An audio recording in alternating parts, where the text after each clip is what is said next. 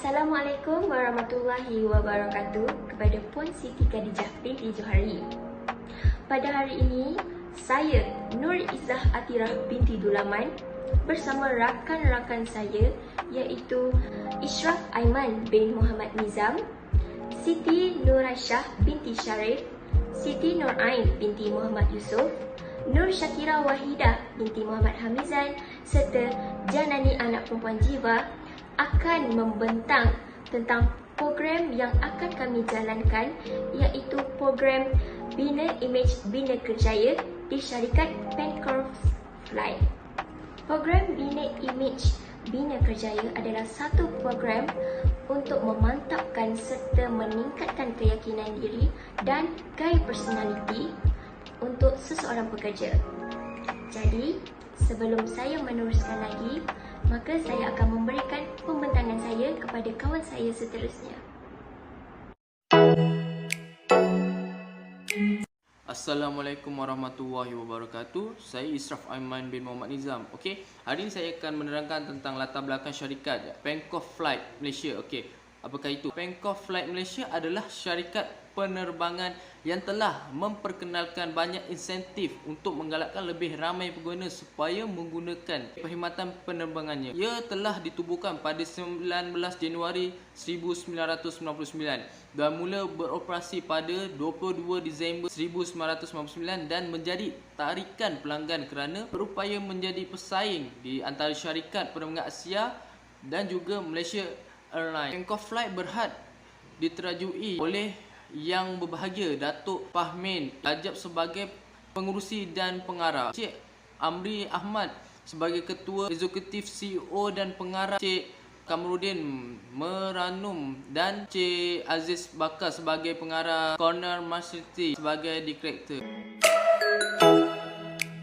Pengenalan latihan dan pembangunan pekerja. Okey, latihan pembangunan pekerja dapat meningkatkan kemahiran bekerja, lebih bermotivasi, lebih produktif, menyamarkan lagi rasa kesetiaan atau moral pekerja, memperkenalkan jalinan hubungan dan membantu membina semangat kerja pasukan sama ada di kalangan subordinat, rakan sekerja atau pemimpin pertumbuhan.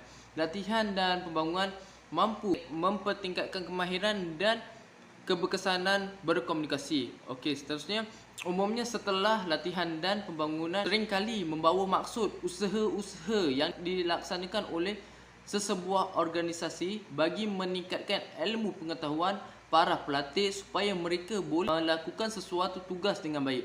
Namun begitu, definisi ini adalah terlalu luas dan ia boleh juga menggunakan untuk mendefinisikan pendidikan dan pembangunan pekerja. Sekian, terima kasih dari saya.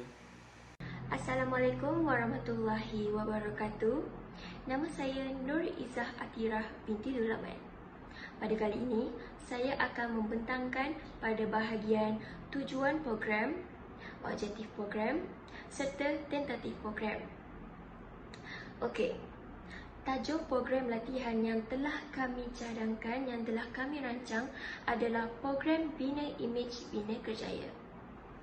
Program Bina Image Bina Kerjaya adalah satu program tentang keyakinan diri dan gaya personaliti seseorang pekerja untuk membina image yang bagus dan profesional di dalam syarikat Pencorp Flight.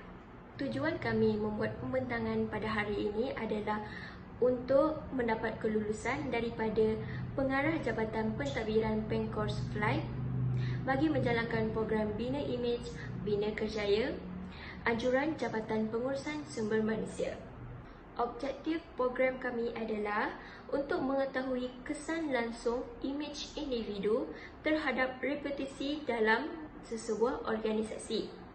Yang kedua adalah menganalisis imej dan ciri-ciri profesional yang perlu ditambah baik untuk memantapkan lagi keyakinan dan personaliti seseorang profesion. Yang ketiga adalah untuk meningkatkan prestasi pekerja melalui perubahan personaliti dan kebolehan yang dapat membantu para profesional dengan lebih berkesan.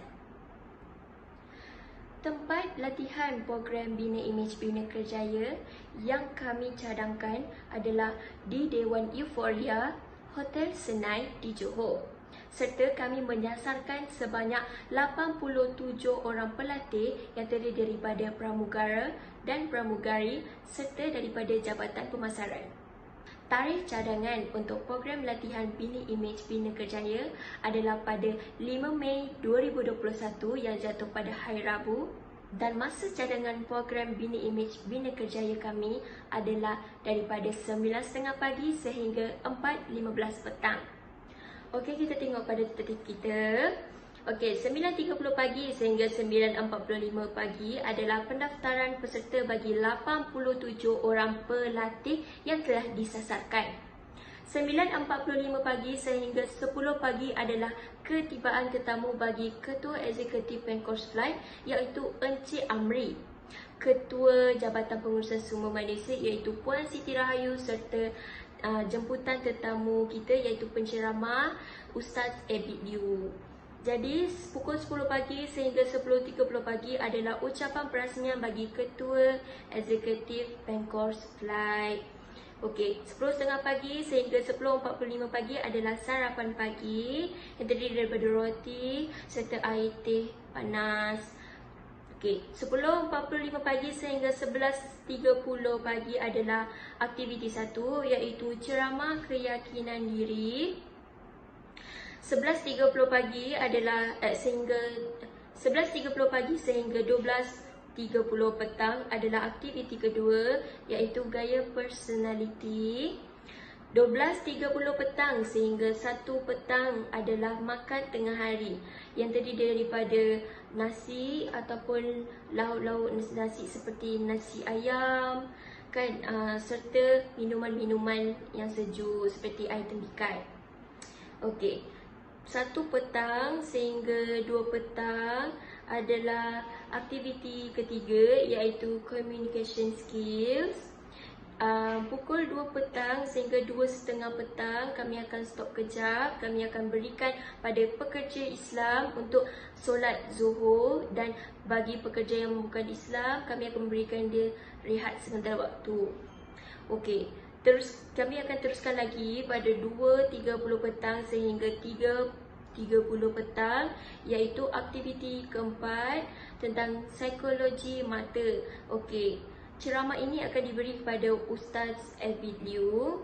Okey, pada 3.30 petang sehingga 4 petang adalah ucapan penutup bagi Ketua Eksekutif Penkos Flight serta sesi penyampaian hadiah untuk para tetamu. Okey, pukul 4 sehingga 4.15 petang adalah sesi penggambaran bagi pelatih serta para jemputan tetamu. Dan pada 4.15 petang adalah masa untuk pelatih serta para tetamu bersurai. Okey, pembentangan ini akan diteruskan oleh pembentang seterusnya iaitu rakan saya. Sekian, terima kasih. Selamat sejahtera, nama saya Jani Jiwa daripada DSM 4C. Hari ini saya akan membentangkan tentang aktiviti program latihan dan juga teknik latihan program. First, saya akan menerangkan tentang aktiviti program latihan. Aktiviti program latihan ni ada 4. Yang pertama, ceramah keyakinan diri. Yang kedua, gaya personal. Ketiga, communication skill. Dan yang keempat adalah psikologi mata. First, ceramah keyakinan diri. Ceramah akan diberikan kepada peserta berkenaan teknik dengan kaedah. Ini akan memberikan semangat kepada mereka serta mereka lebih yakin dengan penampilan mereka. Yang kedua ialah gaya personality. Jenis-jenis personality akan diterangkan dalam sesi ini. Ia lebih kepada gaya, penampilan dan juga postur badan untuk menjadikan mereka lebih profesional. Yang ketiga adalah communication skill. Peserta akan mengetahui cara berkomunikasi dari segi verbal dan bukan verbal. Ini akan membezakan cara komunikasi formal dengan tidak formal, dan ia juga memudahkan mereka untuk berkomunikasi dengan orang lain. Yang keempat adalah psikologi mata. Aktiviti ini lebih kepada cara membaca tindak balas pelanggan. Ia melalui perubahan muka, contohnya pergerakan mata dan mulut serta gaya tindak balas badan. Melalui sesi ini, peserta diajar bagaimana mencari alternatif untuk menyelesaikan situasi-situasi berkaitan pelanggan. Selepas tu, saya akan menerangkan teknik. First, teknik role model dan lakon peranan. Teknik ini adalah salah satu teknik yang sangat berkesan kerana pelatih diberi tugasan yang memainkan beberapa peranan yang khusus di hadapan kumpulan. Yang kedua ialah ceramah dan aktiviti dalam kumpulan. Okey. Aktiviti ini akan memberi pengetahuan yang lebih mendalam kepada peserta dan juga akan berkesan kepada mereka untuk masa depan ataupun untuk guna semasa pekerjaan mereka. Aktiviti juga akan mengeratkan hubungan antara satu sama lain. Itu sahaja daripada saya. Sekian, terima kasih. Hai, Assalamualaikum. Saya Siti Nur Binti Muhammad Yusof sebagai JK Komunikasi dan Media, peralatan dan persediaan program pula. Peralatan teknikal yang terdiri daripada peralatan mikrofon, komputer riba ataupun lebih dikenali sebagai laptop, pembesar suara, kamera dan juga monitor. Bagi peralatan media, kami memerlukan pamphlet, tentatif program dan media slide yang dibuat menggunakan Microsoft. Aktiviti pertama kami iaitu ceramah keyakinan diri memerlukan beberapa peralatan iaitu kertas warna dan juga pen warna. Aktiviti yang kedua beri nama sebagai gaya personality memerlukan peralatan minyak penggaya rambut atau lebih dikenali sebagai pomade dan juga kasut formal dan juga tidak formal. Aktiviti yang terakhir pula iaitu aktiviti psikologi mata. Ini memerlukan peralatan tali warna, tali pelbagai warna. Okey, sekian, terima kasih. Bahagian seterusnya saya akan pas kepada pihak seterusnya. Hai, Assalamualaikum. Nama saya Siti Nur Aisyah binti Syarif. Okey, hari ini Aisyah nak terangkan tentang kos latihan. Kos latihan terbahagi kepada 3 bahagian. Yang pertama adalah perbelanjaan, yang kedua adalah peralatan aktiviti dan yang ketiga ialah percetakan. Yang pertama tadi adalah kos perbelanjaan. Untuk kos perbelanjaan, ia terdiri daripada makanan dan minuman peserta, makanan dan minuman tetamu dan penceramah, makanan dan minuman staf, bayaran penceramah, cenderahati tetamu dan penceramah, dan yang terakhir adalah cenderahati peserta. Jumlah bagi perbelanjaan ini adalah sebanyak RM7,535. Manakala bagi peralatan aktiviti yang terdiri daripada pomade rambut, kertas warna dan tali warna. Peralatan aktiviti ini berjumlah sebanyak RM60 sahaja. Bagi percetakan pula, kita ada cetakan tentatif program, cetakan kertas laporan dan cetakan senarai peserta. Seperti yang kita dapat lihat di sini, kos ini berjumlah sebanyak RM275. Bagi jumlah kos keseluruhan, pendapatan dan pembelanjaan, kos latihan adalah sebanyak RM7,870. Assalamualaikum. Nama saya Nur Syakira Wahidah binti Muhammad Hamizan. Saya daripada kelas DSM 4C. Saya akan membentangkan tentang senarai dan AJK program.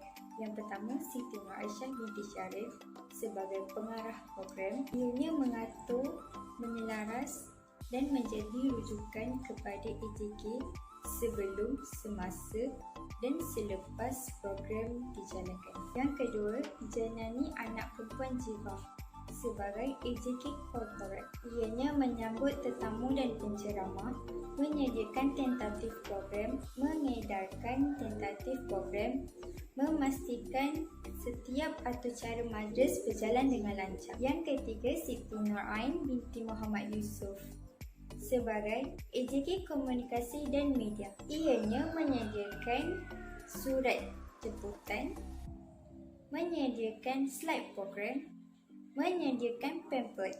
Seterusnya, saya Nur Syakira Wahidah binti Muhammad Hamizan sebagai AJK Activity. Ianya merancang dan memastikan semua aktiviti berjalan dengan lancar, mencari penceramah program, menjadi pengacara majlis. Seterusnya, Ishraf Aiman bin Muhammad Nizam sebagai AJK Kewangan. Ianya menganalisis dan merancang keuangan program, mengira setiap perbelanjaan, membuat laporan keuangan. Akhir sekali, Nur Izzah Atira binti Dulaman sebagai AJK Inventory. Ianya mencari, menyajikan dan memastikan peralatan dalam keadaan baik. Menyenaraikan setiap peralatan yang digunakan untuk program. Sekian, terima kasih. Seperti yang anda lihat, terdapat sebuah reka bentuk pamphlet tag nama daripada syarikat Pancake-Flight. Kita pergi kepada reka bentuk pamphlet. Di sini adalah sisi hadapan dan di sini adalah sisi belakang. Dan yang terakhir, Aisyah akan bahas tentang borang penilaian program latihan. Ini adalah borang penilaian program latihan yang sedia ada Bagi syarikat penerbangan Pancake-Flight. Sekian itu sahaja. Terima kasih.